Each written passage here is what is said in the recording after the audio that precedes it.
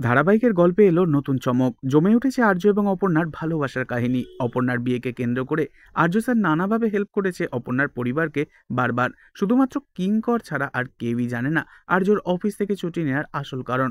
অন্যদিকে দেখা যায় মীরা জানতে পেরে গেছে স্যার এতদিন ছুটি নিয়ে সমস্ত মিটিং ক্যান্সেল করেছিল শুধুমাত্র অপর্ণার কারণে।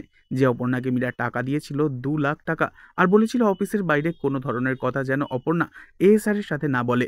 কিন্তু তবুও অপর্ণা মীরার কোনো কথাই শোনেনি। দিনের পর দিন স্যার অপর্ণাদের বাড়িতে সময় কাটিয়েছে, খেয়েছে দেয়েছে আর দোকান বাজারও করে দিয়েছে। আমার তো মনে হচ্ছে স্যার ইচ্ছে করেই অপর্ণার সাথে সন্তুর বিয়েটাকে ক্যান্সেল করেছে। এই বলেই মীরা রেগে গিয়ে ফোন করে একজনকে আর বলে, যত টাকা দরকার আমি দেব।